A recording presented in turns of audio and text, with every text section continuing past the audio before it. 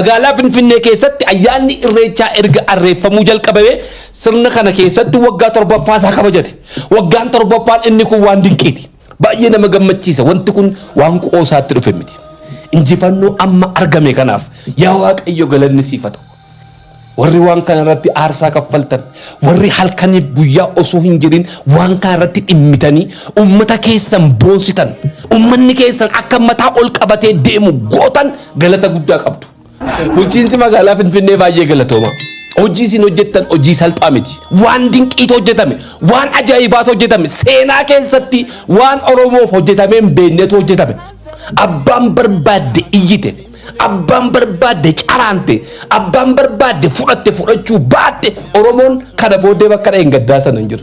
Gara Hora Arsadeetti gaafa deebinu ayyaanni irreechaa Hora Arsadee magaalaa Bishooftuu inni kunis kan waggoottan darbeerraa adda ta'e inni barana. Horri Arsadee sun kiiloomeetirii 5 ispaaltiin dalagamee namni achirra marsa. Dur ayyaanni irreecha ummata Oromoo duwwaa qaba. Ummata Oromoo keessaa immoo muraasa duwwaa qaba ture. Muraasa ture qee aarsaatti kaffalaa ture. Har'a garuu mootummaa isaaf yaadu argate. Mootummaa isaaf dhimmu argate. Baajetii guddaan irratti bee nagaa ummataa eegsisuu keessa darbee karaan hojjetame wanti naannoo sanatti dalagame waan nama boonsudha. Bulchiinsi Oromiyaa baay'ee galatooma. Bulchiinsi magaalaa Bishooftuu baay'ee galatooma. Hojii isin hojjettan hojii salphaa miti.